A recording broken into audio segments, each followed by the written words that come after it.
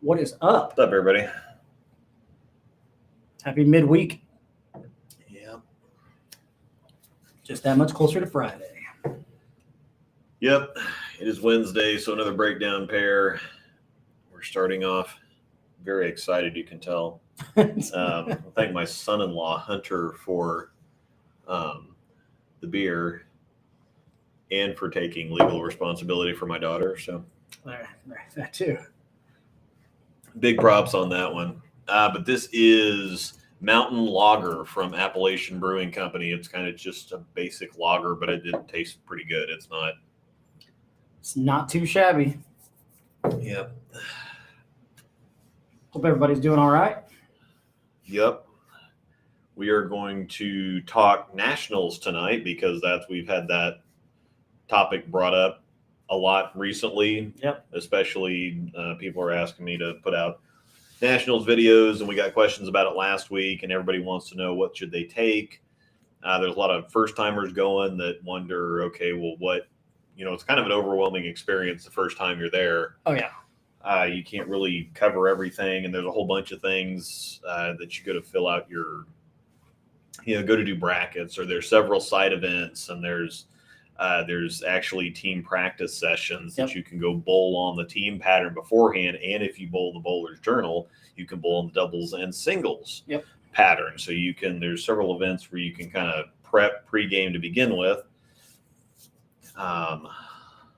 So much to bowl when you go do that stuff. Yeah, there's a bunch of things to do when you go to Nationals, and we're going to help you hopefully figure out, get a hold on, get an idea, or, if you've already been there,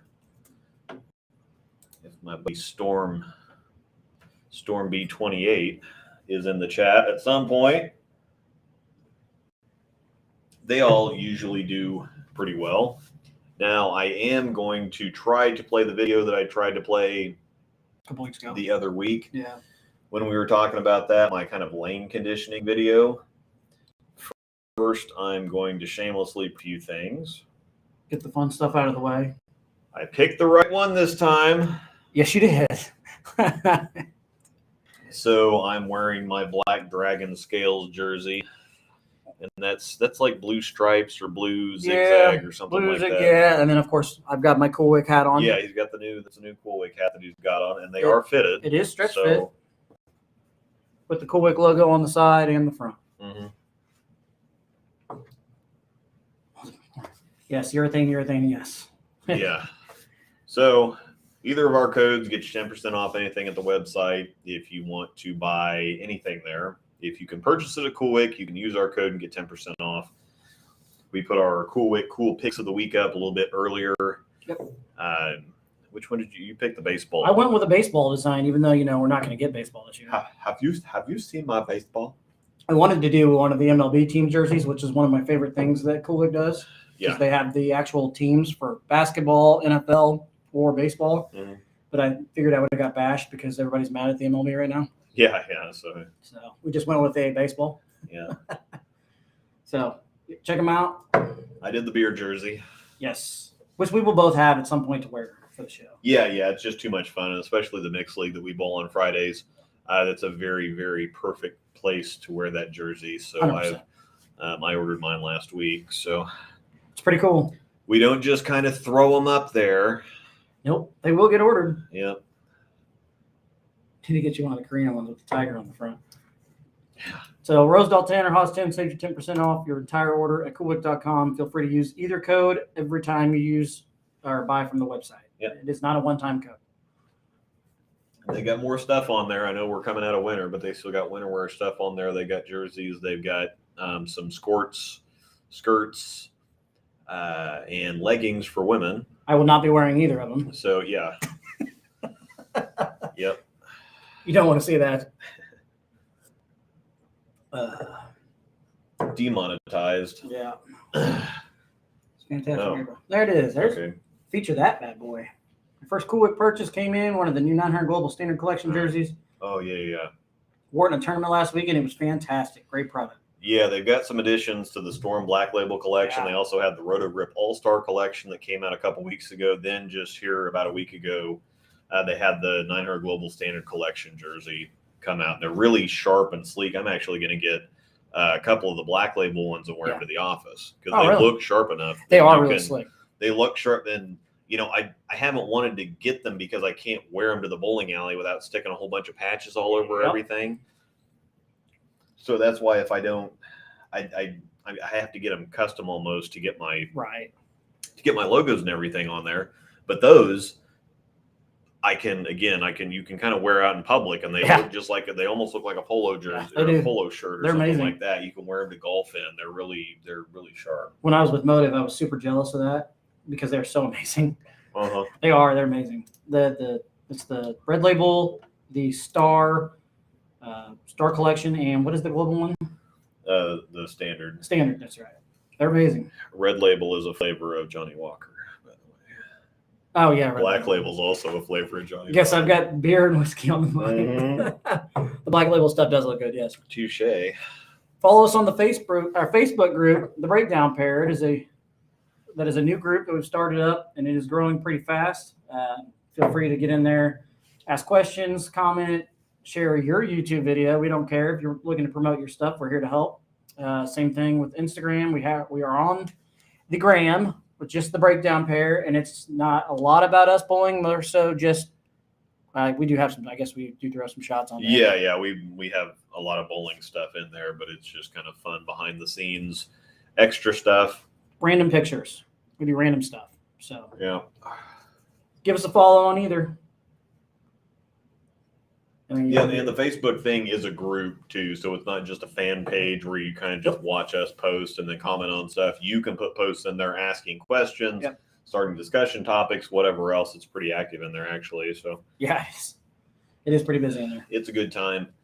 Sign up for that if you want to. Also, another shameless plug is down in the description. I have a TikTok now, which I'm kind of semi-active on. I have a TikTok as well, but I don't do a ton of it. Yeah, I haven't done a ton yet. I don't take a whole lot of videos. It's the problem. The TikToks. Yeah. I mean, I was actually pretty active on it for a little bit, but I kind of phased off of it. I need to do some more on it because it is kind of fun to mess around with. But I got that. And then another really easy way to support the channel is to follow my Bowlers Mart link in the description and order your stuff at Bowlers Mart. That associates your purchases with me, and that gives me a little extra. It's hard to tell what views and likes on social media really gets you, but that offers the companies that support me some, concrete numbers to work with when considering continuing to support me. Yep. So, absolutely. So check out the purchases there are appreciated.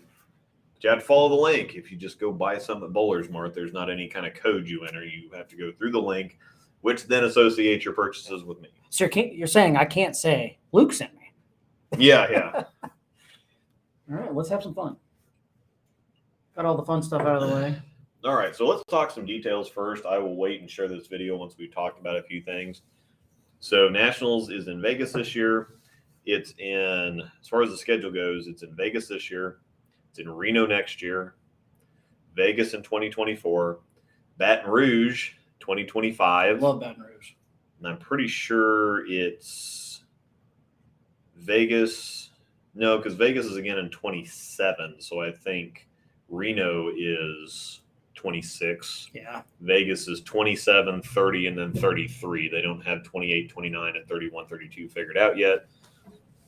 But the thing with it is people say that they get sick of going to Reno and Vegas, but they have the built-in facilities. Yeah. I mean, there's no even, Reno. I love the National Bowling Stadium, but South Point is a one-stop shop. You can stay there. The bowling center's right there. You come down the elevator, you turn the corner, you take some fast track escalator things, and you're there. Yep.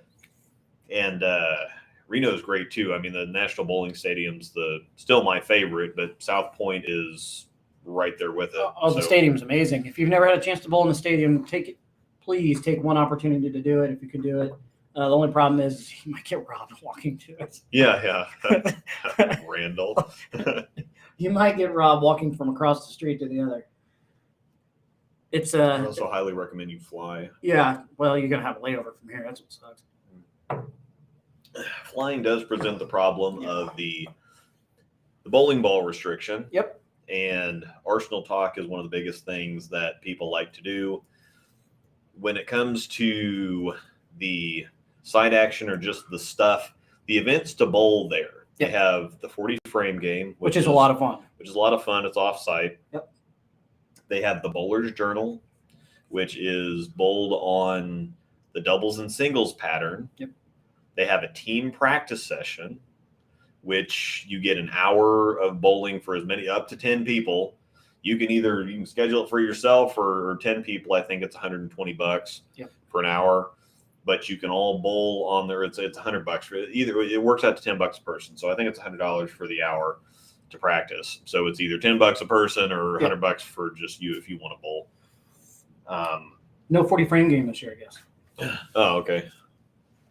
Oh well. So yeah, but there's all kinds of bowling. I bowled it once. Do we know where the Bowler's Journal and stuff is? That and the team practice session last year were at the Orleans. New Orleans, yeah. But because they don't have to spread socially distance this year, I think everything might be in the arena. And then they'll have the side stuff back up in the center like they did last year. The actual bowling center. Or the year before. They had I guess 2 years ago, 2020. Right. Or no, they didn't have it in 2020. So it had been 2019 when they had it and we went. They had the team practice session and the Bowler's Journal in the center. Oh, really?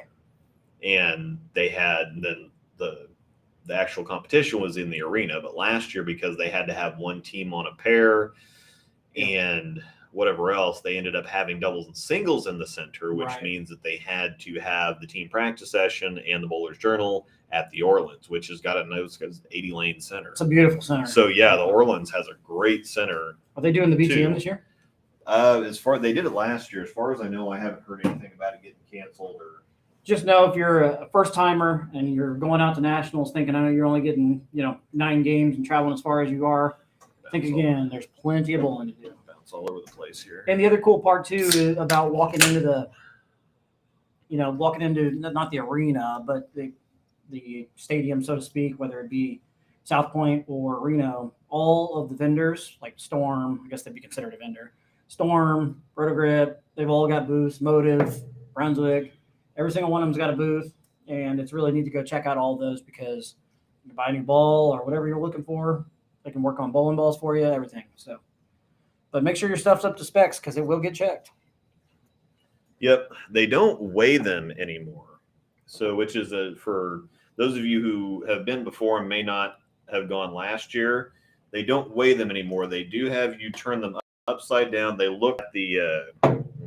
So say that tastes like chocolate. Yep. Chocolate milk stout. It's amazing. Four Hands Brewing Company. It's good stuff. So anyway, they don't weigh them anymore because of the static weight changes. Yeah. They just, number one, check to make sure that your grips are flush with the ball. If they're not, if you use vacuum grips or the edges of the grips are sticking up, they'll make you take them out and go get them cut off. And they check for that, and then they check for the serial number to make sure it's legal on the bottom. Right. So you just got to go there, take the ball out, show them the fingers, show them the serial number back in the bag. So it's a whole lot quicker process to get in and out of there. Gosh, it used to take forever. Yeah, because they'd have to weigh everything. Everything you take, whether it be singles and doubles or anything like that, you have to check in. You can check in a total of 8 bowling balls per event. They do not have to be the same 8 bowling balls. Yes. So because we drive, normally I take 11. And I will switch. I'll take 8 into team, and I'll switch 3 out, and take a different 8, or I'll take the same 5, kind of the base 5 into both events. Which urethane, ProMotion. I was gonna say you gotta take Tour. Anything other than urethane. Yeah, that stuff's going to go into both events. But there's going to be stuff that'll go into doubles and singles that won't go into team. Like for team, I'll probably put. The Spectre in there or something like that. That absolutely won't go to or doubles and singles. I will take the Gem into doubles and singles. You're gonna need some stronger covers with Yeah. Now, typically, the lane conditions are quite difficult for team. They require you to work together, and that's what I will hopefully show you on this video here in a minute. Doubles and singles is a longer pattern. Normally, if you go back and look historically, team is always between 38 and 40 feet, around 28 mils, really flat, 2-to-1 ratio. Doubles and singles, yeah. So you've got to break the lanes down correctly, or you're going to create a nightmare. That teamwork is definitely needed. And doubles and singles is a little bit longer, a little bit more scoreable, holds up a little bit longer. And it kind of relies, the way that the patterns are built, again, team makes you bowl as a team. You can't just go out there and do whatever you want to do. Doubles and singles keeps you honest, but it offers a lot more flexibility. If you want to start out, you can start out. If you want to start in, you can start in. So it kind of lets you play your own game, or just with your doubles partner and then in singles, so you don't have to work together quite so much to break the lanes down. It's a good idea, but it doesn't require it like the team pattern does. Yeah, you're exactly right, because that's like you're saying, team event it's always good to go with a group that, not even if it's your first time as a group, work together, come up with a game plan, and figure out how you're going to break them down that best suits all of you. So whether that be you burn it up around the gutter and try and get some friction off the gutter, or you try and throw plastic or urethane at 13, 14, something like that. I know some guys that used to take and sand out of the plastic ball, and they would just try and burn up little friction spots. Yeah. And just working together is the way to go, because if you don't, it will be a miserable day, or miserable couple hours, that is. So, but it is a lot of fun. Just a long way to get there. Sorry. Are you trying to pull up that video? No. Oh, okay. So I think we covered. Yeah, I'll probably pull that up here now. We can talk a little bit about arsenal selection too at some point. Yeah. For that. So this is a video I put up a while ago. It was back when I was right-handed, but it kind of illustrates my point about breaking the lanes down correctly. So whether you use sanded stuff to burn a track, or urethane plastic to kind of create some hold or some shim, or a combination of both, I kind of show a little bit about, conditioning the lane, or why you need to break the lane down correctly to begin with. And I show you how that actually works. And it came out perfect on video. And then I just hop on to an unconditioned lane, or just the fresh pattern, and just kind of throw it wherever I want to throw it. And you can see how that kind of works. So I might go ahead and fire it up. Why not? Do that. Fingers crossed. Sorry. Thanks for joining. Media timeout. Yeah. Thanks for joining me for another video. This one, we're going to talk about how to create good lane transition, and then I'm also going to show you what happens if you don't. I've set a timer, and I'm going to do just what I said. I'm going to do some lane condition for 8 minutes, then get lined up for another 2, and then start running the gameplay. While my chalky prime is sucking up some oil at around 3 boards to everyone up. This is 4th Nationals prep video, so if you haven't seen the 3, make sure to check those out. We talked about the basics of just bowling the tournament. We talked about the equipment I'm taking, and we went deeper into lane play strategies, and now I'm putting all that together and into practice. I don't know why. I don't think my computer can handle this. Whenever I do the streams where I show I do the streams from my computer upstairs. I don't know.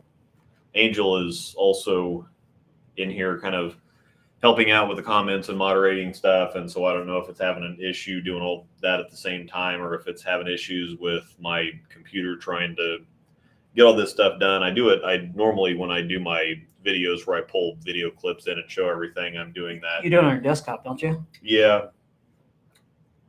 Yeah, let me see if I can have Angel hop out here, and I'll see if that works. If there's just too much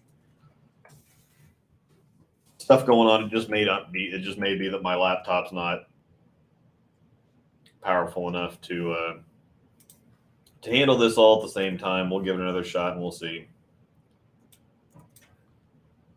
Okay. Then get turn a question here in the chat. Lined up for another 2, and then start running the game plan, basically. while my chalky prime is sucking up soil at around 3 board, will catch everyone up. This is my 4th Nationals prep video so far. Well tried. Whatever. I tried it last week, and I tried doing something again different this week, and that didn't work. So that's promising. All right. So anyway, I'm gonna go ahead and put that link in the description There you so go. that you can go watch it. we talked a little bit about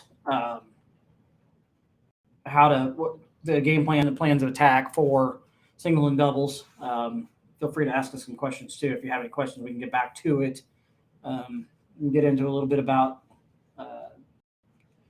Do you want to dig into Arsenal section yet, or do you want to dig into like side action? Yeah. As soon as I. God, this is just moving so slow. Kirk's Prime is a nice looking ball. Kirk's Prime is a cool looking ball in general, I think. Anyways. I like the color combo.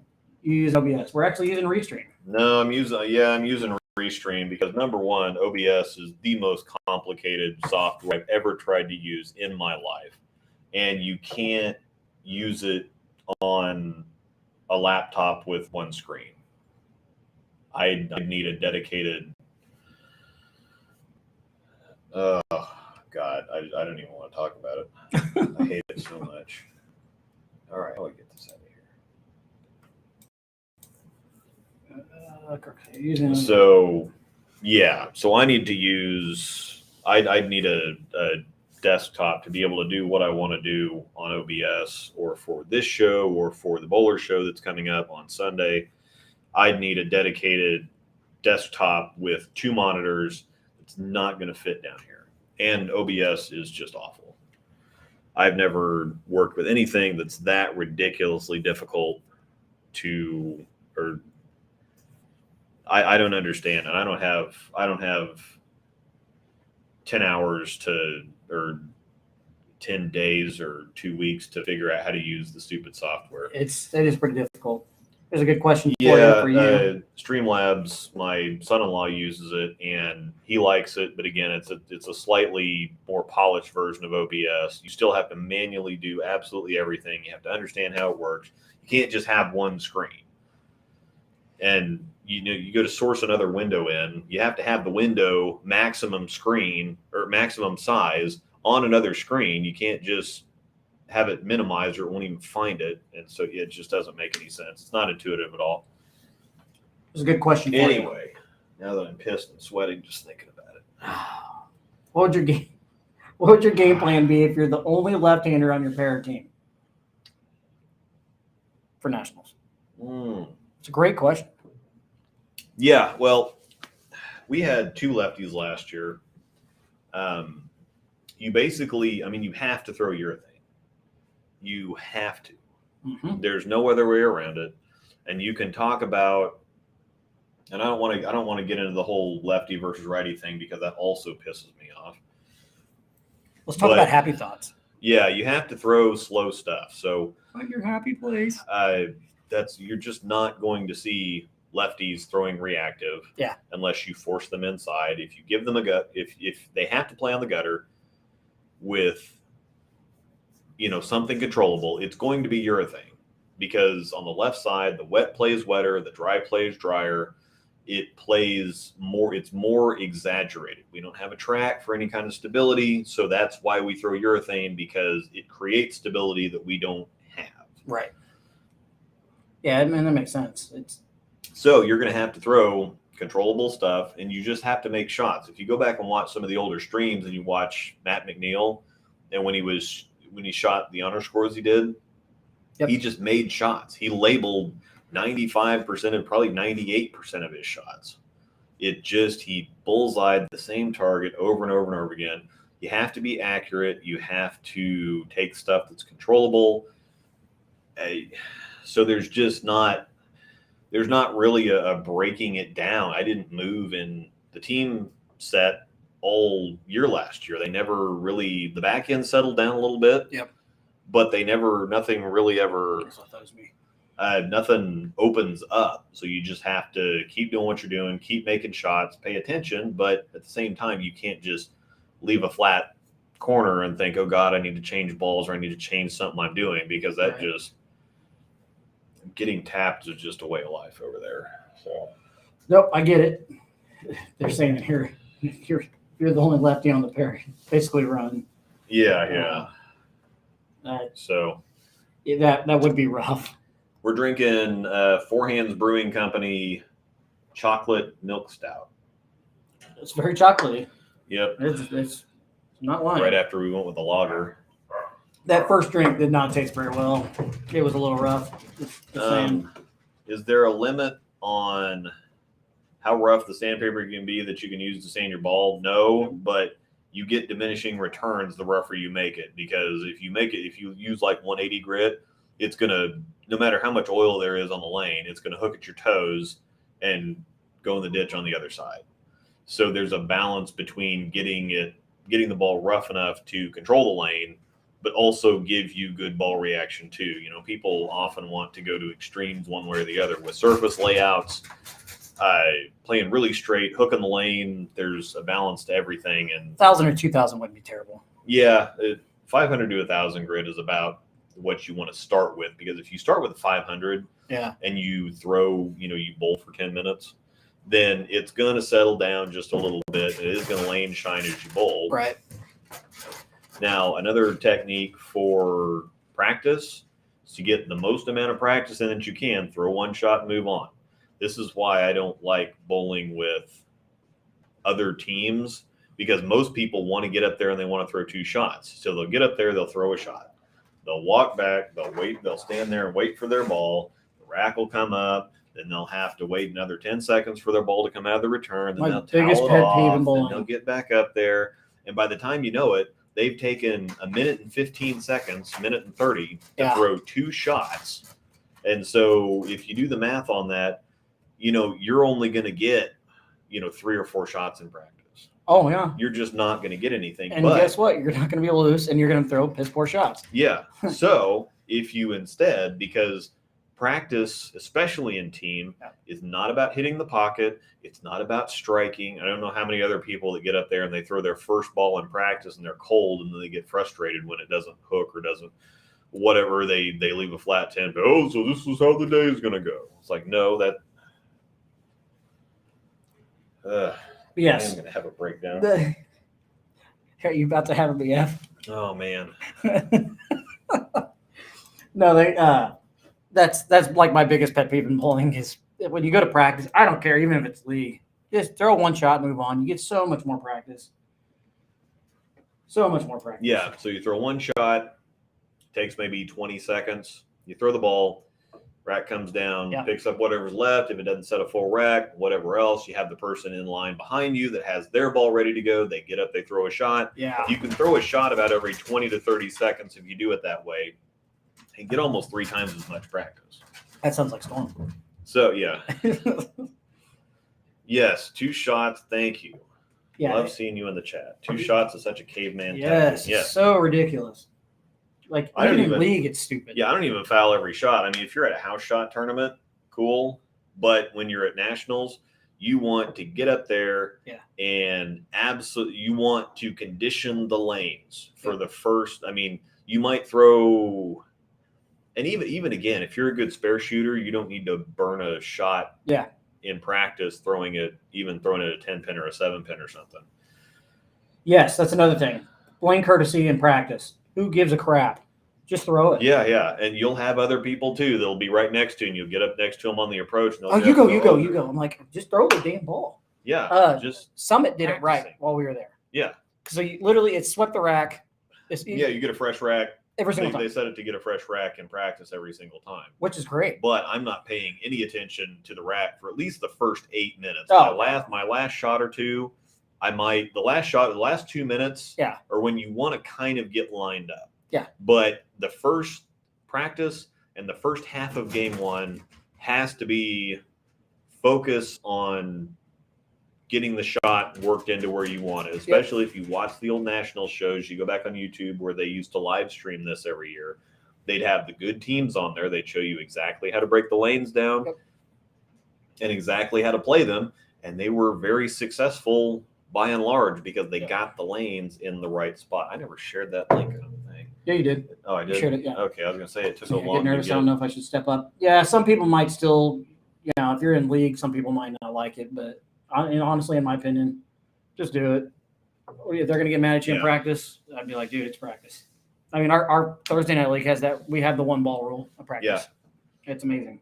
So I wish we did the same thing on Tuesdays. But So yeah, because practice is about practice. It's about getting warmed up, getting loose, whatever else. I mean, if you're trying to strike on your second shot in practice, that's just dumb. It takes me like at least 10 shots just to get loose. Oh yeah, you gotta spend a good amount of time getting loose. And I'm a little guy, but I'm old. So generally, like I was saying before, I tried to play that ill-fated video. In team, you generally want controllable stuff. Correct. In 2019, we tried to throw short pins, IQ tours, stuff like that, and it was just too much. We did burn up the ditch, but then there was just too much hang if you got it out, and it was way too quick inside when you got it in. So everybody ended up throwing urethane, and it worked out really well. The problem with urethane is that when you have that many people throwing urethane and it burns up your fronts, and you have to move in a little bit, then all of a sudden you start getting hang down lane. So again, like my buddy Storm B28 is saying in here, you want to work on stuff on the outside, but you want to also get some oil pushed down the lane on the inside so that you have hold. Because if you throw urethane too much, then what it's going to do is it's going to push a bunch of oil onto the back end. It's going to burn up your fronts. And then when you have to move in to get away from that head friction, then all of a sudden you're going to have wiggle down lane. Yeah. So if you build a shim in the middle, or if you build some hold in the middle, and then you use reactive stuff to try to build the friction outside, then as you get inside, you'll have friction to bump if you miss it right, and you'll have hold once you get in. And so you're never going to build yourself a house shot out there, but you can build yourself a pretty nice line doing it that way. Yeah, so, and that's the best way to attack it. It really is. The problem is when you get on, like you said, and you get on pairs of people that you're not part of your group. Yeah, so if possible, don't take one team or three teams or whatever else. You want to take two teams that just even number of teams so that you can practice the right way, so that you can break down the pair the right way. Yep. It's just so much easier to do it that way if you're planning on going to compete. Right. If you're not, then it doesn't really make that big of a difference. But I've gone to nationals before with people that just kind of show up and they line up wherever they want to line up, and then everything goes. The pattern it starts out hard, and they make it even harder because they're not playing it right, and it just makes it for a miserable experience for everybody involved. It's hard to explain. But so take team event for example. What would you take? How many urethane balls would you take, first of all, for a team event? Yeah, I mean, for a lefty, I'm going to take... Say you're going to take 6 balls. Yeah, I'm going to take them all. I'm going to take probably 2 promotions. Yep. I have an old one. I have the old one that I bowled with in 2019. I shot 630, which my first time out lefty, I was pretty happy with. But it's got a lot of use on it, and so it's really tame and smooth, and just kind of walks in there. It's a little bit longer and sharper than urethane, but it still kind of has that general reaction. Which one was it? Which ball? The promotion. Promotion. Okay. So I'm going to take that promotion. I'm also going to take a fresh promotion that's got some, that's got a little bit more, that's got more teeth if I need something like that. Pitch black and fast pitch are definitely going. The UC3 might see time in doubles and singles, but it's a really weird ball. I still have not figured out exactly where it works or what it's, I could see it coming into play out there. I could see it coming into play too, but it's a little too dynamic when I need urethane, and when I want reactive, it's a little too smooth. And so it's just kind of it's a ridiculous reaction, but it's just kind of in no man's land for me. It doesn't really fit. Reminds me of a stronger desert. Is what it reminds me of. Yeah, it's just kind of right in that dead zone in the middle where I'm either going to throw urethane or I'm going to throw something reactive, and it just doesn't quite It's fit anywhere. Yeah, and it's pretty similar on the right side. Like heck, I would take probably 2 urethane balls, maybe even microcell, like a tank blitz. Yeah. Something like a Jackal Ghost. Yeah. Which is still going to be smooth and just smoother shapes in general. Probably a recoil will look pretty good too. Oh yeah, the recoil would go, and yeah, stuff like that would be the play, but or like a Black Widow 2.0, something like that. Mm-hmm.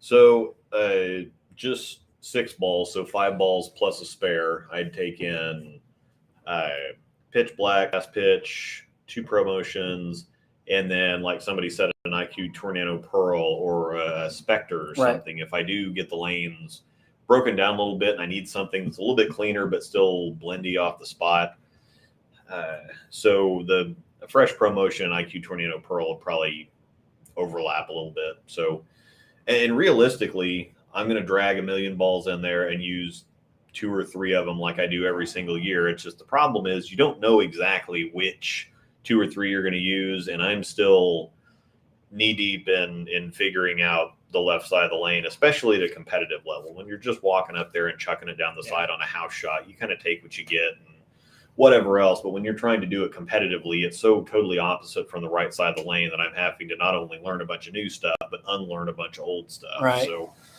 it's just been a tough process. Which makes everything so much more fun. Mm-hmm. Now, how about singles and doubles? Singles and doubles, again, historically, when you go back to it, team has always been 38 to 40 feet, 28 to 29 mils, really flat, really difficult. Doubles and singles about the same volume, but a little bit longer, more angles of attack. When from right off the jump, you don't have to work together quite so much. It's a good idea, but you don't have to. But generally, it plays wetter. Just it's a couple extra feet. Most of the time, 3 to 4 extra feet. It's around 42-ish, 42, 43. So you're going to take some cleaner stuff. Not necessarily cleaner stuff. I'm going to take some stronger stuff, actually. You want some strong stuff to blend in, to help blend it in team, but asymmetrics are usually too firm. Sometimes you can use asymmetrics on short to get them to burn up a little bit, but that's when they're lower volume. I mean, if you have something that's that high volume, even a gem is going to want to flip.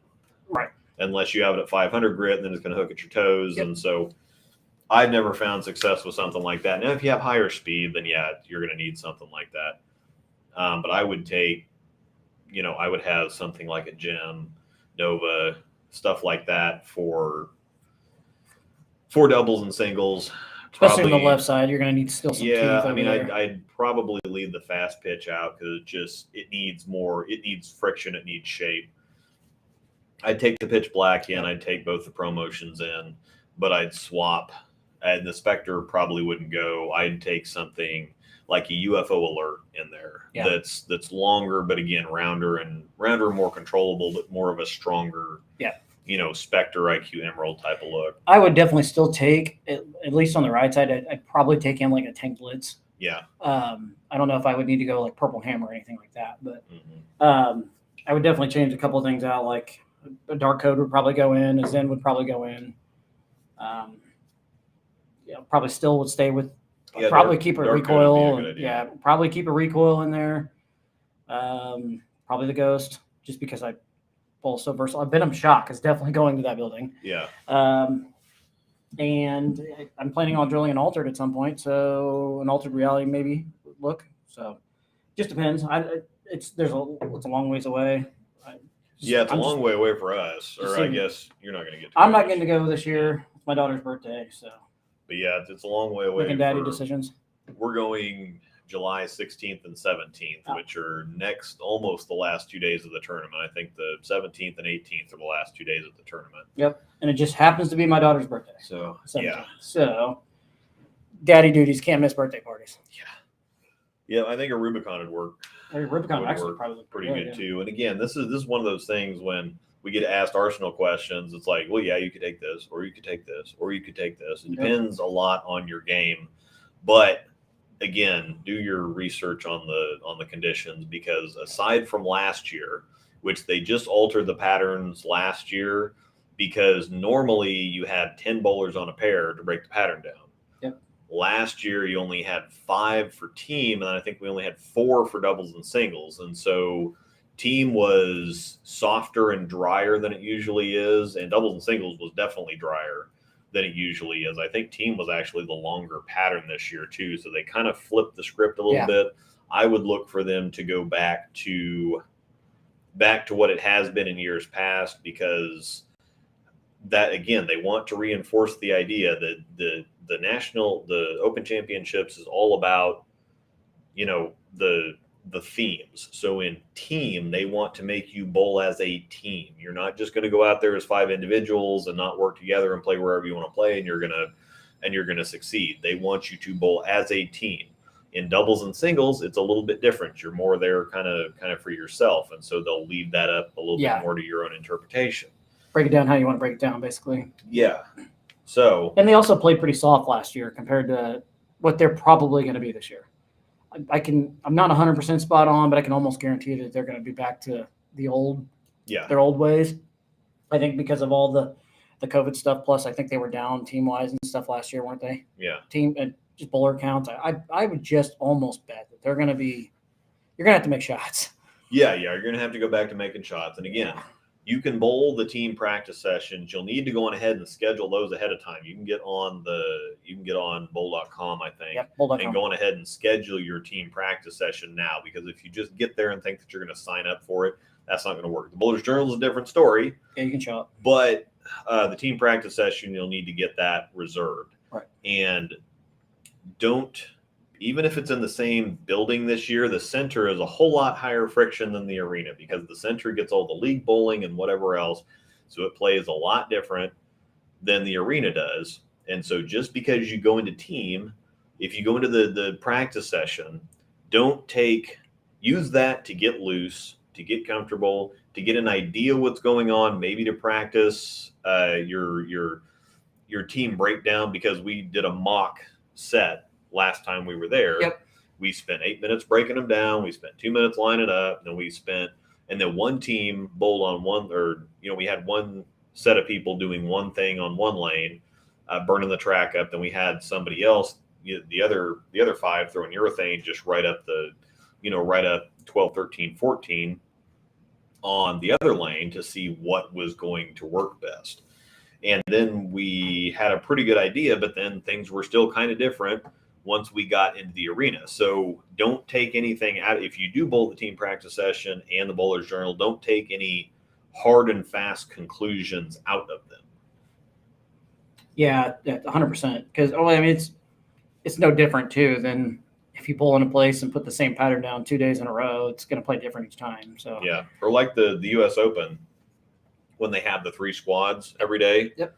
As the pattern memory gets into the lane machine, and as it gets stripped and rerun several times, it begins to burn the old pattern memory out and reinforce or become a truer version of the pattern that they have entered. So It was really interesting the year that I got to go to watch the difference between how Ace, or the first squad of the day, played the lanes versus the last squad of the day, and to see all the different scoring paces and how things kind of change throughout the day. Just because, and that's why a lot of the pros, they don't go watch the other squads, because they're not going to learn anything. It's just going to fake them out. Right. And even the reps will say, well, they were doing this in this other squad, but that may or may not have any relevance on this squad. They'll either get tighter or they'll hook more. Yeah. It's just doesn't matter. The same surface, same everything. It just, like you said, it's crazy how that works. But well, in Reno, they even have as far as, South Point having them, it's in the same building, but one's in the center, one's in the arena. Right. In Reno, they have the tournament lanes on 1 through 60 or something. Mm-hmm. And then the last however many lanes are the Bowler's Journal. Yep. You can bowl double and singles at the Bowler's Journal, and then come back down and bowl double and singles on the same, in the same center, on the same run or row of lanes. Which is nice. Yep. Still nice that you don't have to leave. Yeah. Still nice you don't have to leave. You can stay right there and do that. Yeah, because they got it kind of like curtained off down there, don't they? Yeah. Where it separates it. I haven't been to the stadium since 2011, 2012, something like that. It's been a long time. Yeah, I think the last time I went was 2016 or whatever. The last time it was in Reno, actually. It was I supposed didn't to be go in that Reno way. in 2020. I don't know why I didn't go. I didn't go. Syracuse was 2018, so I guess it would have been I 2017. didn't go to Syracuse, and I wanted to go. Syracuse was all right. Syracuse is a dump, actually. It's New York. And I don't believe I have to apologize to anybody in the chat that may be from Syracuse, because if you're from Syracuse, you also know that it's a dump. There's stoplights every 12 feet. You go to Chicago, I never where you have to felt pay safe. toll every 5 seconds. Yeah, I never felt safe the entire time I was there. There's our hero Clinton here again. They Hit that did- like button, everyone. Yeah, they did have an amazing place called Funk and Waffles. Don't report me. FUNK, Funk and Waffles. I'm from Houston. I'm from Houston. It was supposed to be here this year at COVID. Yeah, that would have been nice. Stone Casino was the only attraction. Yeah. You got wasted and got a good time in Syracuse. Hey, yeah, if you get wasted, yeah. We did want to go to turning into they fun. had the Dinosaur Barbecue or Dino Barbecue or something like that. And I mean, the wait every time we tried to go there was like 45 minutes because we wanted to go see how it compared to real barbecue. Yeah. And there was a couple people that went and that were from Kansas City and said, "Well, I mean, I'm sure it's good barbecue for New York, but we have real barbecue here." Yeah, So. you have to say we have real barbecue. Yeah. I'm in Detroit, so Syracuse is really nice. Woof. I know, right? Sorry, I'm typing something. Anyway, I guess we kind of touched on pretty much. We didn't touch on side action. Touch a little bit on side action. Yeah. Side action. All kinds of good side action actually in the Open Championships. Side action's a lot of fun. I mean, they have everything from reverse brackets to regular brackets to Senior brackets. yeah. To Don't remember there's not eliminators, is there? No, there's Didn't no think so. eliminators. But yeah, Funk and Waffles was amazing. I'll get to that question in a second. You missed Baton Rouge. Baton Rouge is also a dump. So I actually loved Baton the Rouge. It's seafood hot was as crap. amazing. Oh, I had gator there for the first time, and Yeah, we had crawfish there for the first time, and that began my addiction. I was terrified to try it, and then I was like, "Oh my gosh, this is just tougher chicken, and it's amazing." Yep. Anyway, Chimkins. you said you had a question. Sorry. Yeah. Sorry. Okay, y'all go ahead and hit this before we get to the. You do that. I'm gonna go. To Yeah. Can you explain how to I'll do be right that back. wall inside? So basically, what the idea behind that is that you want to take urethane or a plastic ball, something that does not flare, and it's not because it's urethane or plastic; it's because it doesn't flare. As the ball rolls, it goes over the same oil tracks all the time. So what it's going to do is it's going to pick up oil all the way down the lane, and then because it's rolling over the same oil tracks, dogs.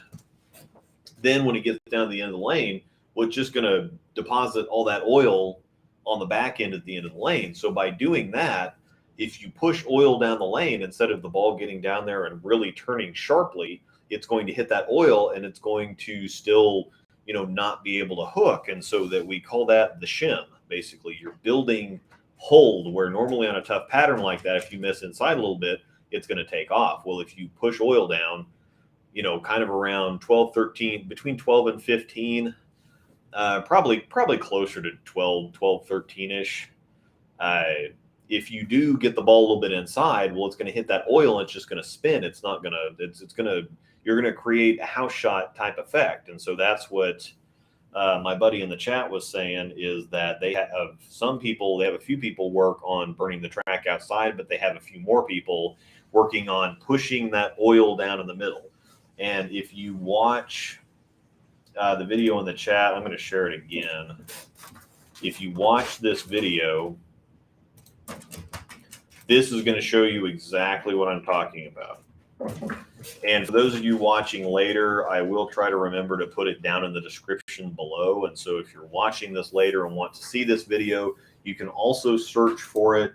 The title is USBC OC Team Event Proper Lane Transitioning Tutorial and Demonstration. So if you want to watch if you want to watch the video, yes. You talking about your breakdown one again? Yeah, there it is. Mhm. Right there. So, Pointing up to it. Anyway. all right. So side action. Yep. Side action. Oh, What's the matter? this thing is. Don't do it. Yeah. Then Watermelons. We're gonna run for 20 minutes. Oh. Anyway, yeah, side action. There's all kinds of stuff in there from, like we said, anything from brackets, regular brackets, to reverse brackets, to senior brackets, to, I mean, your typical side action minus there's not an eliminator. The reverse brackets are a lot of fun, as it sounds. They start at the end of your set and work their way back. So that's always interesting to do. I can't remember.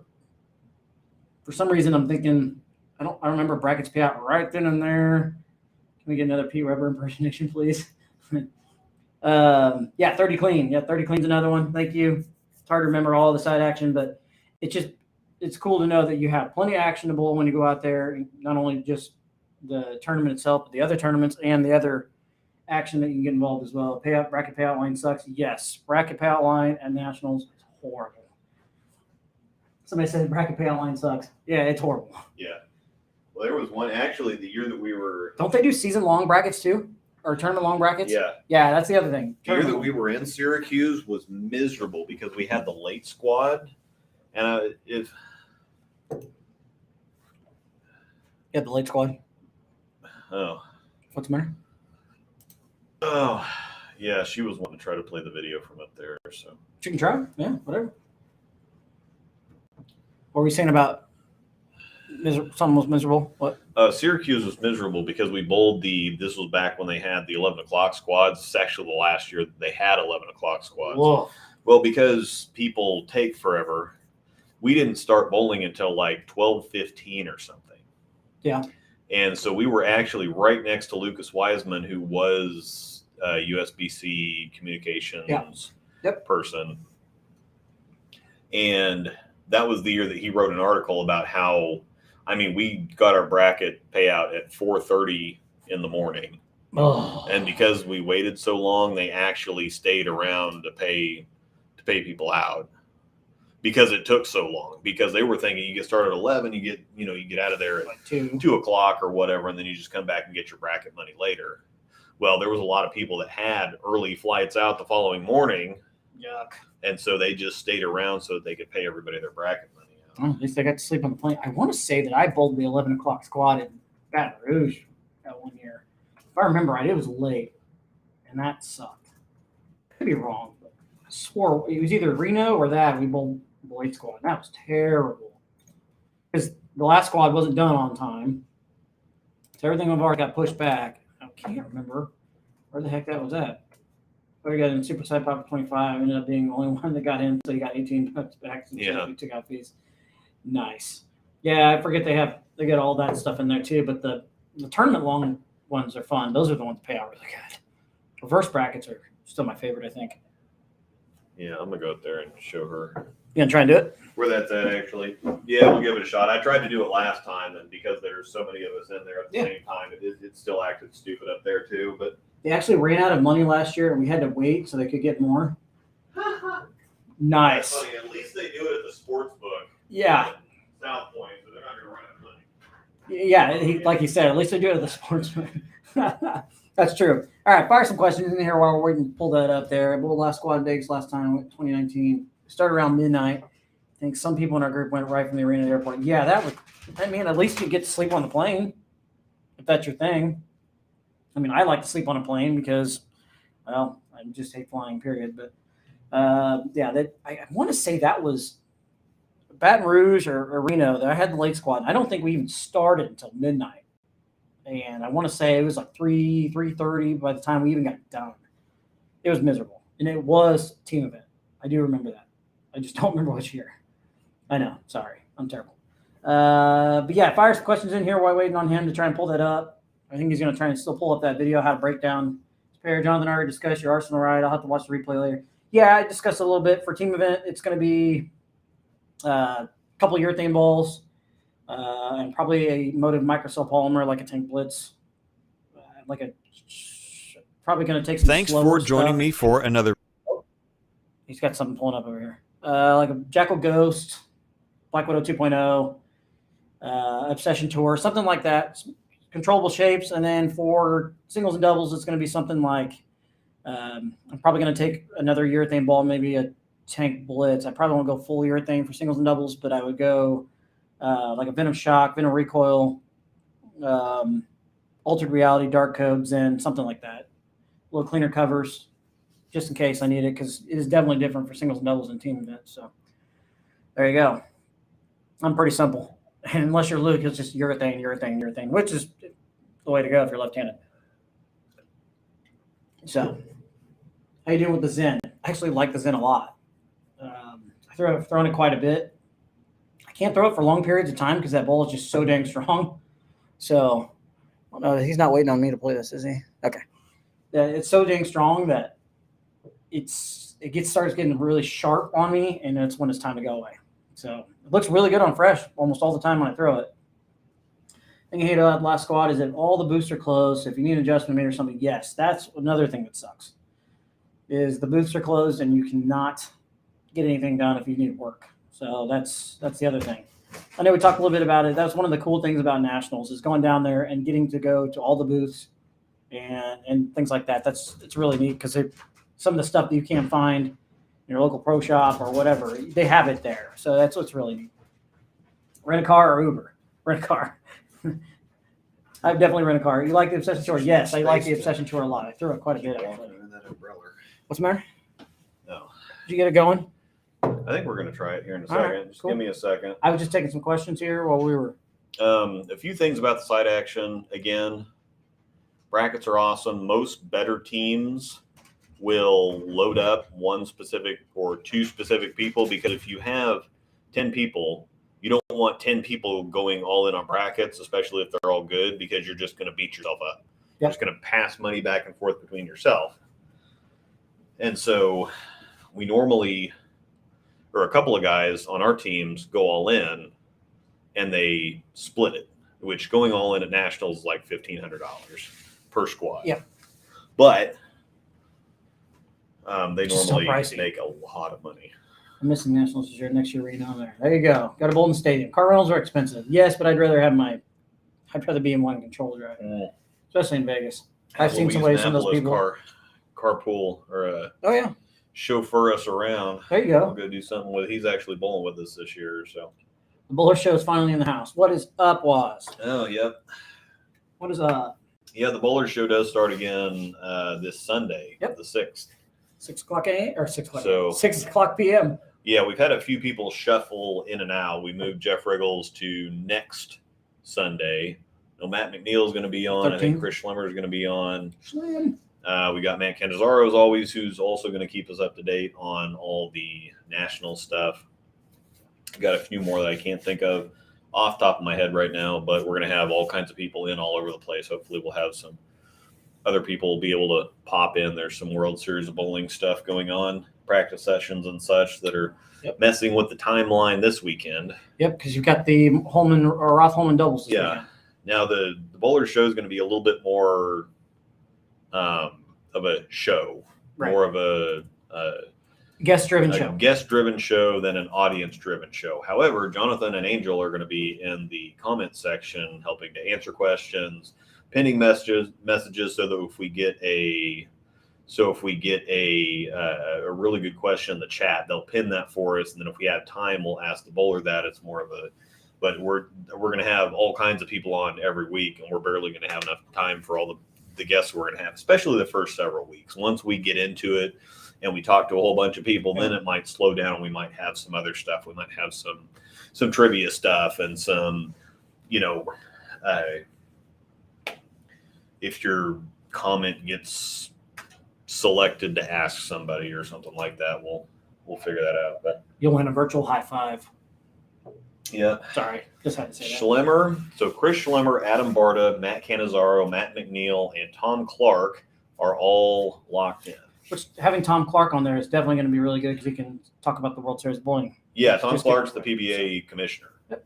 So Schlemmer is the Rotogrip brand manager. Adam Barta's he's just a machine. He's a very high-level amateur. I believe he's on Hammer staff. He's been with Adam Barta, I forever. think it is Hammer. Yeah. Matt Canizaro is the USBC communications director who manages all things nationals, especially. He's getting prepped up for a really, really busy several months here.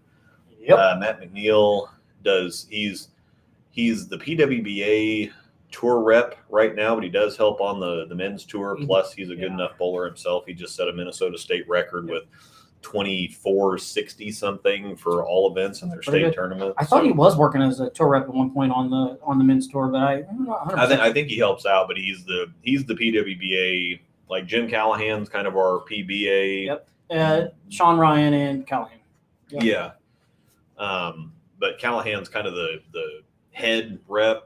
Yep. McNeil's the head rep for the PWBA. Which wouldn't shock me if McNeil's there this week with the World Series bowling, because it's a lot of bowling and a lot of movement. Yeah. So there a few more things about the. Will There is. Tom Clark be answering questions about the Purple Hammer? Yeah, we're not going to shy away from that stuff. If you used to listen to the Bowler Show, back when the Bottlegate thing came out with Belmo and Sean Rash, Dave asked them about it. I had them both on and asked them about it. And so we're not gonna shy away from the tough questions. So. Tune in. All right, good. Do your thing. Yeah, so a few last things about the side action. Yep. Forward brackets and reverse brackets. If you haven't bowled reverse brackets, it's the same thing as forward brackets. Just the first game of the bracket is game 3, and then 2, and then 1. Yep. So getting in both of those, maybe you have a bad first game and then get hot the last 2. But if you get in reverse brackets, at least you're getting yourself a lot of second places instead of that bad first game knocking you out of all your forward brackets. So if you mix it up a little bit. A lot of guys end up struggling on the fresh game 1. So yeah. And then they have the jackpot trio, which is 30 clean, which if you have a clean set, which that's the one that I want. You get a crystal trophy and you normally get several $100s because it doesn't happen. Well, I really, really want a clean 30. The crystal trophies are cool. Yeah. I think there was one year that I had 2 opens, maybe 1 open one year. That's cool. But yeah. It's tough to stay out of trouble out there. It really is. Yeah. No, it was the one year I shot 720 in singles because I shot a clean 2-0 the first game with a bunch of, with like 5 10 pins. And then the next game I had the front 9 and shot 279. And then the last game I went front 6, big 4, strike spare, whatever. Yep. So I went clean 2-0, 279, and then 240 with a big 4 in the middle. And that's the closest I've been. Oh, that big 4 would piss me off. Mm-hmm. I say why the lame man got canned yet. Maybe they'll talk about it, but I think that was Bolero. It didn't have anything to do with PBA. Yeah, it was a Bolero thing, and it didn't. And he might talk about that too, and give all the information that whatever else. However, so the 30 clean, if you do that, the 159 and the 3610, all those together is $25. Normally they're $10 a piece. If so, the 369, if you strike in the 3rd, 6th, and 9th frames of all 3 games, then you get a part of the jackpot. The same thing, the 159 and the 3610. You can make some good money out there. Yeah, Chris Leftwich hit it one year for $1,500. That's so I paid for your hotel and your bowling. Paid for pretty much everything. Pretty much a free trip at that point. So yeah, some really cool stuff to do with that. All right, lots of fun. I'm going to have Angel try to go on ahead and play this video. We did pop it up and start it, so we'll see if it actually worked playing it from the computer upstairs. Video in this one, we're going to talk about how to create good lane transition, and then I'm also going to so much for that. Show you what happens if you don't. It started off great, and then it's just. I've set a timer, and I'm going to do. So yeah. Anyway, just go watch the YouTube video. I'll share it again. I don't know why this is such a pain, because whenever I do this by myself with the practice with the practice stream No, god dang. Upstairs on your computer. Yeah, whenever I do the comparison videos, it's exactly how I do it. I pull videos in and I pop them up and I show them while I'm talking right there, and everything works fine. It works I try perfect. to play this Yeah. one specific particular video. Yep. And it just doesn't work. So Howdy fellas, like joining in. Steve, what's up, man? Highly recommend watching that video. It's amazing to see the difference. Yeah, it really is. It's a good video. And Jason, to answer your question, you asked me earlier today. Yes, urethane. You would recommend a urethane ball. Yep.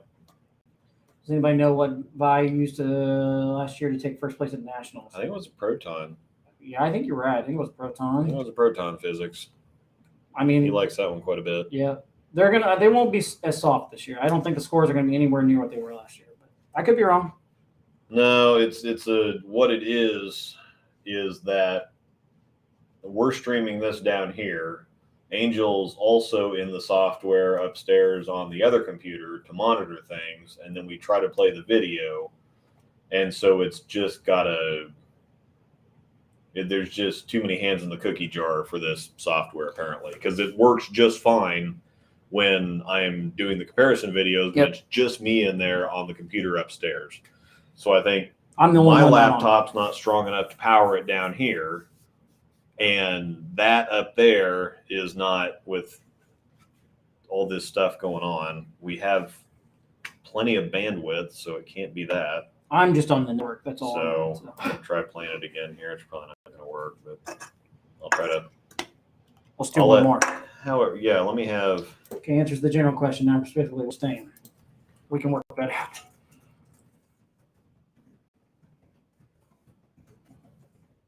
I'm going to try it one last time. I'm going to have her sign off first before or back out. Ugh, it's Jonathan's fault. Yeah, it's my fault. I did it.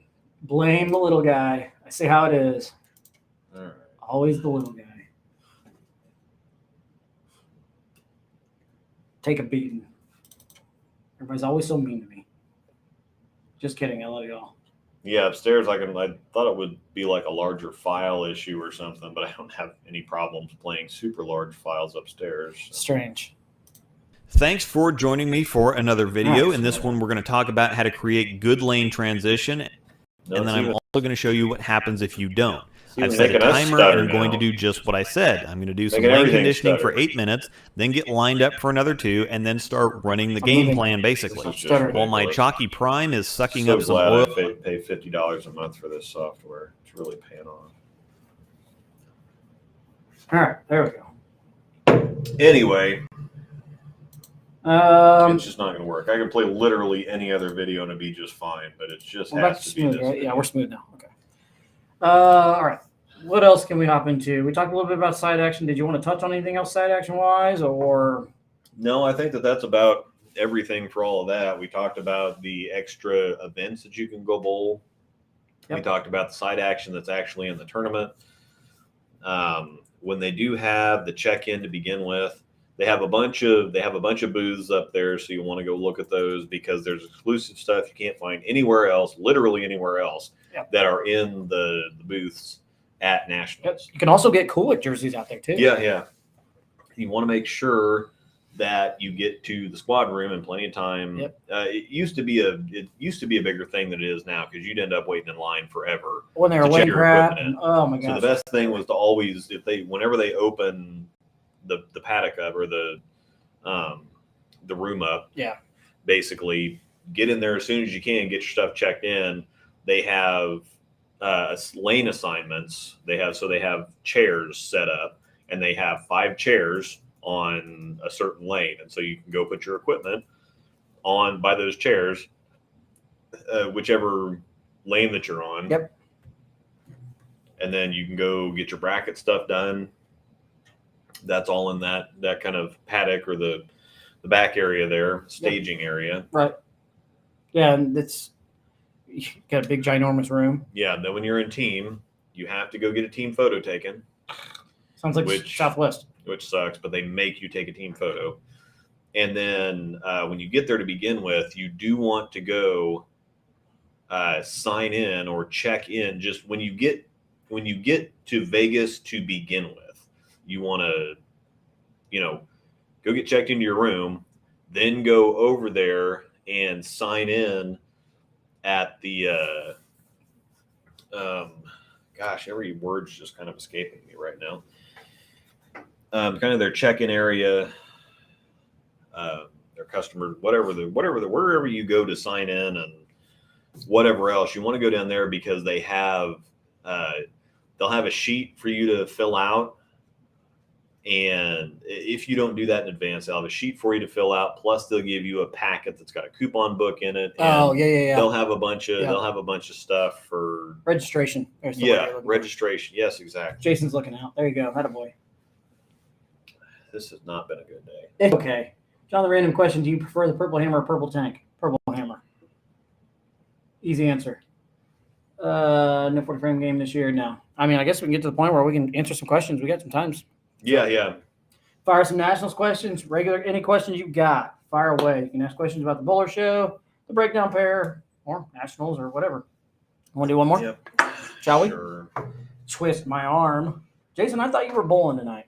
What's going on? Are you actually bowling and watching us? I'm trying to get you to do that forever. Rocky said something about he cannot go to watch the World Series. It's 5 miles from his place, and they're sold out for tickets. Was that tickets sold out for the show? You could probably still go watch at least the tournament. Checked with Tom Clark. Purple Hammer questions are okay. Well, and Tom's that type of guy too. He's not gonna. He'll tell you. I mean, he's the type of guy that's not gonna do the. Oh, I really don't want to talk about that or whatever. But he'll be candid, but he'll still be professional with it too. Yeah. So 100%. he's gonna tell it because it's a situation that's out there. And it looks bad if you don't talk about it. And so he's going to talk about it and tell us what they know. He's just going to give us the facts. That's the thing, is he's not going to shy away from it, but he's not going to pour on either. Right. So it's just he's just going to say, well, they poured them and they were fine, but urethane balls over time get softer, and so pretty bad. You don't know that they're too soft. Yeah, you don't know they're too soft until you test them, and when we tested them, they were too soft, so they're off the show. And so I imagine that's kind of how that's going to go. Did you see that USBC had to make an announcement about that today? Yeah. Like, do we really have to do that? I mean, it's obvious. Here's a good question. You might like this. What do you guys do other than bowling stuff? Oh, God, not much. Well, we bowl so much that there's not a ton of time to do stuff. I like to sleep and eat occasionally. Yeah. Well, you do like to eat. That's kind of nice. Yeah. I enjoy spend time with my daughter and my wife. I like to play golf. Terrible at it. I haven't played golf in 3 years. It's 80-something degrees here today in March. It's crazy. Mm-hmm. Enjoy to play golf, hang out with we set both the record low and a record high in like the last week. It's ridiculous. It literally was like 85 degrees. It got up to 83 or 84 today. It was like negative 15 last Wednesday. Yeah, which is a record high for today. And then last week we had a record low. So yeah. Hashtag Kansas. We both like video games. Yeah. He's more of a PC guy. I'm an Xbox guy. Well, I'm more of a PlayStation guy. I have been playing Overwatch on PC. Yeah. But yeah, I've been a PlayStation. Here, I'm gonna put my guy for all kinds of things. Put my I used Xbox to play gamer tag in the chat. There you go. Used to play Call of Duty before they were terrible. I still play Call of Duty, so don't let him fool you. They're terrible. I finally cut that cord. I like Final Fantasy. The new Mega Man games are really good. I used to love Final Fantasy when I was a kid. God of War. They've got a new God of War coming out. I did see that. Ninja Gaiden Sigma Trilogy. They released that. That's awesome. As you saw on my Facebook today, I'm a diehard baseball fan, and in a matter of about 30 days, something like that, the new MLB The Show's coming out. That's about the only way I'm going to get to see baseball this year, I think. So follow me or add me on Xbox if you're an Xbox person. You guys play Halo? No, but I want to get back into it and play it. I haven't played it in a long time. Yeah, do they have it on PC yet? I think so. I wanted to play that. Also, I want to play Elden Ring. I think you can actually get on PC. You can actually get the Microsoft Game Pass, and you can get Halo and all that. So, pretty sure. COD is like Fortnite right now. Sucks. Oh, don't hate. I still play COD. Top 3 CODs. And this, I don't want to go back just because a lot of people, even if the new game like Modern Warfare a couple years ago was pretty good. Modern Warfare was good. It was pretty good, but the modern ones kind of suck now. You know what? Call me weird. I like it, and I've heard Elden Ring is amazing. By the way, Yeah, you said something about that. everybody I'm gonna have says to check Elden that Ring's amazing. Is that on It's- Xbox though? Yeah, well, I think it's on everything. Well, yeah, it's on Xbox, PS4. Yeah, both. I have a PS4, so I can. Yeah, do it. the PlayStation's, Xbox, and PC. But Elden Ring is from the company that made like Dark Souls. Yeah. So it's in the same vein. It's pretty tough, but Modern Warfare was good though. What we were talking about. yeah. Did you see they're coming out with another one? The next one I think is Modern Warfare. There's a Modern Warfare 2 now. I I actually didn't play. Black Ops was the first one that I really got into. I kind of went back and played a little bit of Modern Warfare 2. The Black Ops and Modern Warfare 3 were the first ones that really got me into it. Right. And people are going to hate me for this, but Infinite Warfare is one of my favorite ones because, jetpacks and space aside, the game functioned really well. Gosh, was that the jumping crap? Yeah. No, it was terrible. Infinite That's Warfare. I would rather drink a sour beer than play It's that. amazing. So it's probably Black Ops, Black Ops 2, and Infinite Warfare. And I'm one of the weird ones that actually liked the old school, like the silk. Not silk. Dang it. World War. Is it World War One? World War Two? I like the old school stuff like that though. World War II wasn't a good game. It could have been good, but Sledgehammer is terrible at making games. They made Vanguard. Garbage. I like Vanguard though. Yeah. John, what did you think of the Pride Before Leaving Motive? I actually like the Pride. function. I don't think it's the It's like a benchmark that PS2 they make it out to be, but it's benchmark type shape, I guess. But I think it's stronger than your typical benchmark. But Yeah, poor Jonathan Sour. My brother actually he just released a couple days ago a smoked sour. well, So you got smoke up front and then it finishes sweet. It's crazy. I will take a drink of it. That's about all I'll do. No. See, and this is the thing is Infinite Warfare, if it wasn't a Call of Duty game, or if it wasn't Call of Duty Infinite Warfare, everybody would have loved it because it was a great game. It just, as a Call of Duty game, it totally didn't work because Call of Duty is not space. It's not laser guns in space. But as far as a solid, well-built first-person shooter, it functioned better than any other Call of Duty game in recent memory because there was no lag. Hit detection was amazing.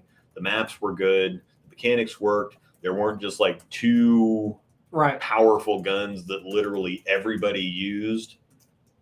It was a good game. Now, as far as if you're going to say it's a bad Call of Duty, I won't argue with you there. But as far as saying it's a bad first-person shooter, that's a different story.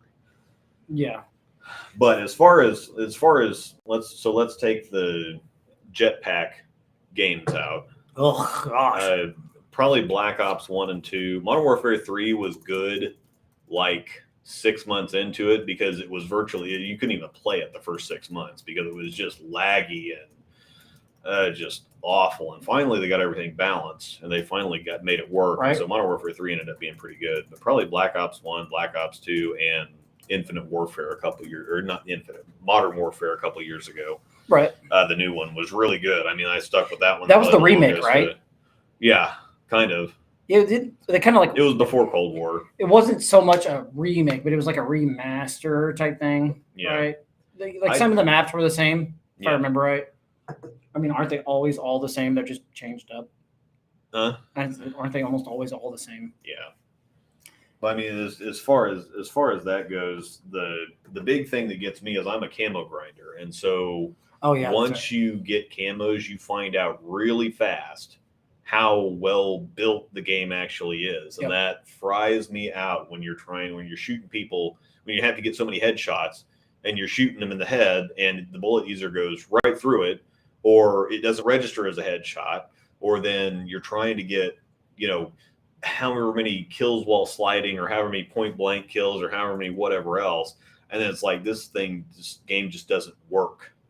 Like I gave up on Cold War because it takes, if somebody's wearing flak jacket in Cold War in hardcore, it takes 4 rockets from the RPG to kill them. And you're not staying alive that long. And you have to get like 25 double kills.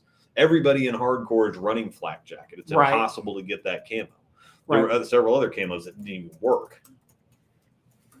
So there's been other camos in the past where you have two. You'd have to shoot down 3, 2 UAVs really fast or something, but you'd only have like two rockets in the RPG or something. Like it just a lot of the stuff. I have to be drunk to play it because it pisses me off if I play it sober. At least if I'm drunk, I'm just like, you know what, screw it. Yeah. Modern Warfare 2019 sucked until Shoot House. The Shoot House map came in. Oh, Shoot House? Yes. Man, it was taking so long to get the camos because they went back to those stupid Call of Duty Ghost maps that were huge. And once they added in Shoot House, it felt more like okay, people are actually moving now. This is great. Plus, you had the long line of sight down the middle where you could get the long shots with stuff or snipe. This was Cold War, right? No, this was Modern Warfare. So the Shoot House, it was the like paintball style map. That was the one that had like the trailer semi in the middle, or like the deal, right? No, the 2 houses across from each other. No, this one had it was kind of like a paintball style map where it had all the like the plywood and the kind of yes, yeah, that one. A very small map. Yeah, the small map where you still had that long line of sight down the middle, but you could play close quarters on the sides. Yes. And so Shipment's the best. Small maps. If you get anything under 80 kills, you're garbage. Yeah, well, it wasn't Shipment, but it was.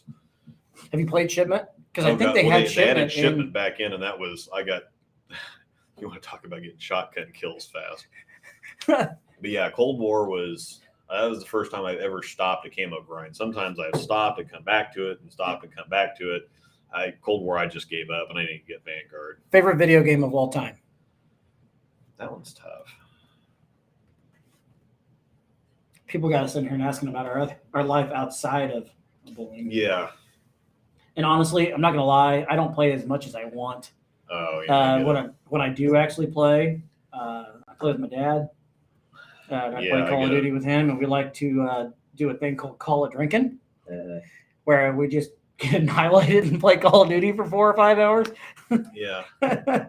So, why not? Final Fantasy VII is definitely a solid choice. Paperboy. I've got to Pause say, with Paperboy. Yeah. UC3 on house or no? Yeah, because it's urethane, but it flares, so it doesn't carry the lane down like urethane. So yeah, definitely. Go ahead. Mine is actually Ninja Gaiden Sigma. Ninja Gaiden Sigma is pretty good. I tell you what, I still got one of the top 100 karma scores in the world on that. It's a tough one, but up until recently, a game that I just absolutely loved and I could not put down was Ghost of Tsushima or Shishima. Yeah, I haven't played that yet, but it was so much fun. Like it came out at the perfect time because I was at home for work. Yeah. For the COVID stuff. And Amanda would just say, "Hey, what are you doing?" And I'd be like, "I'm playing PlayStation." What do you think I'm doing? Oh my God. When the world shut down for COVID, I got 5 weeks off. Oh yeah. And I think God of War God of War was a couple years old at that point, but no, Final Fantasy VII Remake had just come out. Yes. And so I'm like, heck yeah. NFL Blitz back in the day was really good. Yeah. I'm just trying to think of something other than that I mean, there were so many good games that have come out over the years. But yeah, if you have not played that game, Ghost of Tsushima is really, really good. Yeah. Really good. And it was one of those that was so good. I beat the game and achieved everything I could achieve with it and traded it in because I still miss that game. And I wish I would play it over again. Yeah, I was happy about because I had the Ninja Gaiden games on PlayStation 3, but since I've had the PS4, I'm kind of like, well, I don't want to have the 2 systems laying around, and so but they put out the trilogy on the PlayStation Store, so I picked that up and played that through another couple times. It's just one of the best games ever. It's very tough, like a Dark Souls game, but it's not so slow and clunky either. If you suck at it, you're just going to get run over. But once you figure out how to do it, you feel like a ninja where you can just bounce and flip, and as fast as you can think and as fast as you can move, you can get stuff off. But the AI is the toughest I've ever had in a game, period. It very difficult. What about Elder Scrolls? Did you ever play that? No, I had a hard time getting into that because I don't like I I like Final Fantasy games, which is weird because I don't like I like Final Fantasy games, but I don't like the kind of knights and the Elder Scrolls type of stuff, and always managing the million different attributes for each weapon or armor, and I just have a hard time getting into the medieval stuff. I guess it's just never really been my thing. I was a big fan actually of the Zelda from Nintendo 64. I want to say something. Ocarina of Time. Yes. Yeah. That might be my favorite game of all time. It was I've so actually good. walked back through some of the Track or and field. some of the most fun things is getting on YouTube and watching speed running. Yeah. And Mario 64 is still one of the best games of all time ever, period. The graphics are a little slow, or they're a little blocky behind. Yes. But the gameplay and what they did, I still haven't seen some companies today do such innovative, intelligent things as Mario 64 did. And it was the first 3D game. Oh, Mario 64 was incredible. It was the first true. I mean, Star Fox tried to do it on the Super Nintendo, but you could barely see anything. Star Fox was good too, though. But yeah, Mario 64 was the first true 3D open world, and it's still one of the best quality made games. If you can get if somebody actually, I saw one the other day, if somebody actually was selling one, a brand new Mario 64, mint condition, never been opened, nothing. Yeah. And it was somebody wanted it was something stupid like 5,000 plus for it. Yeah, which is really weird because the speedrunners, they don't play on emulators, they play on the actual systems with the actual games. Yeah. And so yeah, some of those, like if you want to speedrun Mario 64, you're going to pay a lot of money to do it. Mario Kart 64 was also Mario great. Kart 64, Smash Brothers 64. The N64 had so many good games. Super Smash Brothers. I mean, heck that yes. was one of the. If you're a gamer, that was one of the best times of your life. And my sports people, NCAA football. All the NCAA footballs. You can't go wrong with it. NBA Jam. He's on fire. Yeah. Yeah. Ken Griffey Jr. Slugfest. Slugfest was amazing. I love Slugfest. Some of the MVP series, MVP baseball was really good. Yeah. I could go on for sports days all day. Madden is garbage. I really think they need to get back to 2K. One of the best games ever, football-wise, was created was by 2K when they had the helmet cam. Yeah. ESPN. It was ESPN, I think. Uh-huh. And it had your view was inside the knockout was good. It was inside the helmet. GoldenEye. Super Tech Mobile. Yeah.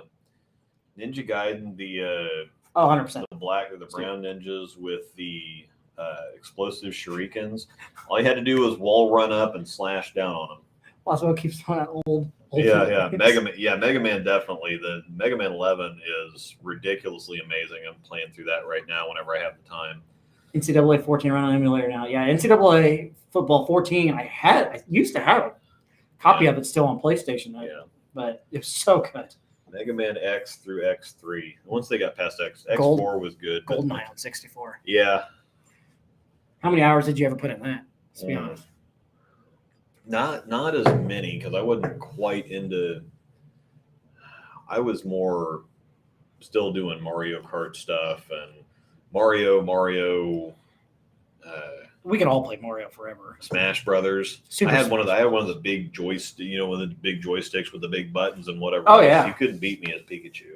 Tecmo Bowl is good. Actually, if we're really gonna get down to it, I'm a Pokemon guy too. The original Pokemon games were really good on the yellow and I want to say yellow, gold, and red. Mm-hmm. Did you ever play those? Oh, they're so good. I never really got into. All right. I spent too much time on those games. Let's talk bowling for a second here. And tracking my scores, my game 2 scores are consistently the lowest of the set. Got any tips or tricks on keeping up, or tips or trips on keeping up with or getting shrewd of transition? Game 2 was normally my low game as a righty too, because you get into transition. Game 2 is your transition game. You come out of the blocks hot, and then you have to move in game 2, and then you get back lined up again for game 3, Yep. and then you're good to go. So it's all about making that move. there's proactive. So there's both very quick reactions and proactive moves. There's Tom Patton in Lawrence Scratch League every three moves. Well, yeah, he moves every second and seventh Second, frame sorry. regardless. Not big moves, but he No, makes not big moves, but he makes moves because he doesn't want to wait for that 4-pin. He would rather make the move and leave a flat 10 than not move and leave a 4-9 or a big 4 or something else. And so if you make the move, most of the time, and it's just a small move, you stay ahead of the transition. Or when you leave that 4-pin, move on the very next shot. Don't even wait or think, I got that one a little in, or maybe I was a little slow or whatever. Just move. Yeah. Yeah, and Most times people are too slow to move. Sometimes They're too quick to change balls, but they're too slow to move very often. I'm just not that ballsy, I don't think. Sometimes I feel like it's there. I'm not making the jump. Thank God, back to bowling. Yeah, I know. Must not be a fan of video games. Bowling variety show. Yeah. We are the breakdown pair. We talk about everything. Yeah. Pro Shop Operator Head says at a certain alley in the center, he moves every shot. Every shot. That's a little overkill, but I was gonna say that's a little overkill, but unless you're burning on like old burn up wood. Yep. All right, I'm gonna go ahead and polish this off. If you have any final questions, go ahead and ask them. We'll get ready to sign off, and you get some food and camo or wine with into some bed. surface, or better for a mega cliff wood volume house shot on the left side. Either one of them really. The camo. I know if Mr. Anderson's still in here, his camo was rather strong last night, but once you get some games on it and tame it down or take the surface off, mine was pretty strong out of the box too. But once you get some games on it, then it smooths down, it tames down, it gets into a really nice shot. So. Seen your local friend Trevor is running away with 6-game scratch at the Southwest Tournament with 268 average. Yes, Trevor shot 840 something in singles. Yeah, 848 in singles, so he should be leading that. And good chance he's probably going to win. Put holes in the Halo Burn yet? Not the new one because I still have an old one. Yes. Don't. No, I'm thinking of something else. Certain houses may use conditioner that just eaten up super fast by resin. I guess I still am not. Still not moving every shot. Yeah, I am super happy about the. Thanks for that. There, we're what the Halo Burn. He won a Halo Burn in a drawing from Nick, and he wasn't really interested in what they had, and so we made a trade. Oh, cool! There you go. So I got another Halo Burn because I really like the one that I like. Perfect. His stuff's going to be on the way shortly. Hello, guys. Would ultra reality be too much? I mean, for what? I mean, I don't know your game, but I mean, I haven't drilled one yet, and I'm going to drill one. So it's too much money, but everything's that ball is that's way too much money. Yeah, everything, all the big stuff that's $190, almost $200 now to buy it online. At some point, I'm going to drill one. So when you get to league, beer first or put on bowling shoes. Beer first, 100%. I got to pregame a little bit. Pregame? Oh, for bowling? Yeah. Oh, yeah, you got a pregame, 100%. What's a good ball for low rev guys after the lanes are burnt up? Thanks. Is this directed towards me? Actually, yeah, that might be your. So for low rev guys, if the lanes are burnt up, I may be a little different than other people because I play with pin up, pin down stuff. So a lot of times they start getting really crispy. I'll go into something pin down, but actually something like a high road's not bad. High road's not terrible. The OG high road. Get into something smooth like an Obsession Tour, anything with smoother shapes. Knockout. Yeah, I threw it a little bit last night. It's a 10-pin machine. Just trying to think. Any stuff in the middle of the line, it's not terrible. Venom Shock, it's not a terrible idea. What's some other stuff on the Storm side? I think the biggest thing for you is controllable stuff and staying on top of it. Yep. Rather than moving inside. If you have a lower rev rate, once you start adding angle, your carry is going to disappear. I'm very comfortable getting left and wheeling it. Yeah. I have no problem doing it. Actually, I may be more comfortable doing that sometimes. Yeah, but the conditions for you to do that don't show up very often. Terribly often. And I'm hoping that they should possibly be there at the Southwest. Yeah. Because I looked pretty good last year when I was able to get left deep and just wheel it. So yeah. We'll see. We don't quite have the friction that we had last year, though, especially outside. You're talking Thursday nights. Thursday nights. I'm talking for the Southwest. Oh, for Southwest, I should be able to get left and wheel it a little bit. So, but yeah, it's something like a high road, middle of the line stuff. I don't make big jumps. Sometimes I'll go from a a stronger ball and then go into a stronger ball with a pin down, like a pin down Black Widow 2.0 or a Black Widow Ghost. I mean, stuff like that. So. Yeah, would the altered reality be too much for nationals? For the team pattern, yes. For doubles and singles, it'd probably be perfect. It actually probably have the nuts. Yeah. What was the other question? Still only with pretty well used emerald. Yeah, an emerald would also be really good too. If I went outside SPI, I'd try an Obsession Tour. Smart man. Yeah. Really you familiar with the fire and ice oil? Yes, ice is thicker. It holds up longer. Yep. It plays wetter. Fire is more scoreable, but it also transitions a lot faster. Yep. So they use fire when they want a higher scoring pace. They use ice when they want a lower scoring pace. But at the same time, ice holds up a lot better. So I actually really like ice. Yeah. They've used fire at nationals to make it because it's still a tough pattern, but ice does really weird things in transition when you have a bunch of it. Right. Because it really exaggerates. So I think that's why they use fire, because it doesn't exaggerate bad lane play as much as ice does. Ice really punishes you if you don't transition the lanes the right way. Right. And to reiterate too, also when they get stupid burnt, another good line and suggestion for you would be storm on the storm side. The hustle line wouldn't be bad. Like a wine or something like that would be okay. Fire was used in Syracuse. What's that oil all about? Symbol uses Infinity. Awesome, thanks. I have issues getting the pocket with proton physics and P2 on my second shift league. Are they too strong of a ball for late? It's probably, do they re-oil? That's my big question, is if they don't re-oil it, the ball's probably puking. Yeah, I don't know much about Infinity. I know about Gage uses Terrain. They do use Terrain. Terrain's kind of it holds up well, but it's pretty high friction. It hooks a lot. So it's kind of because it just even again watching just the righties, it doesn't really break down that bad. There's a whole bunch of friction. There's just friction period at Gage, but it holds up really well. Yeah. I mean, as far as I remember, it used to be, you'd move a couple arrows in the course of a set. Yep. They'd get dry and you'd have to get deep and swing the whole lane. But now the stuff is holding up a whole lot better. They didn't get bad last night. I don't know about your side, but ours. No, I just couldn't carry a damn thing. I couldn't either. Shoot 650 and it should have easily been like 730. Yeah, I missed a couple of 7 pins for 590. If I'd have been clean, it'd have been 610 or 620 or something. I chopped to 610. That's all I did to shoot 650. No re-oil. That makes sense. Yeah. Makes a lot of sense. Do you use the pin in the pad layout for burnt?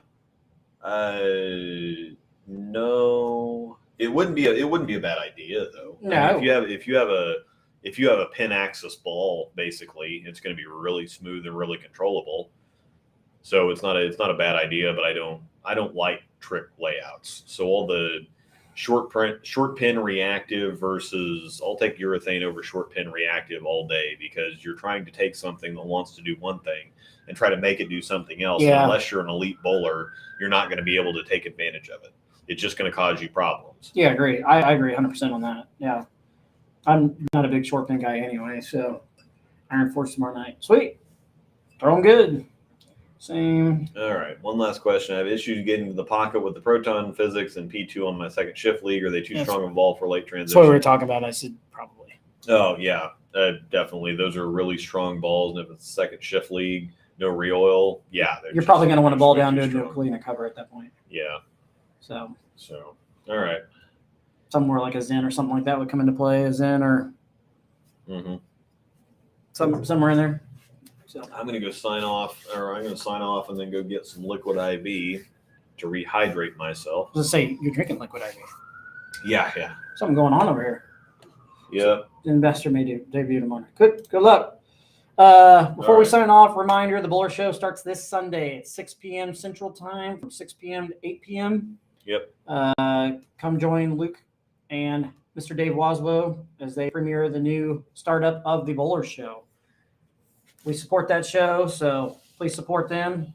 Yeah, it'll be a good time. We'll have a bunch of people on. Remember, it's going to be more of a guest-driven show, so it's going to be on my channel though. So it's going to show up just like this one does when we schedule it. But it's a guest-driven show, so don't expect to Jonathan and Angel will be in the comment section, so feel free to ask questions. It's just Dave and I are not going to interact with the chat near as much as we do on this show, especially for the first couple weeks. Now, after we get into it, we're probably going to interact a little bit more, but we have so many guests coming on the first several shows back that we're going to be pushing it to keep it to a 2.5 hour show. Yeah, it's going to be busy.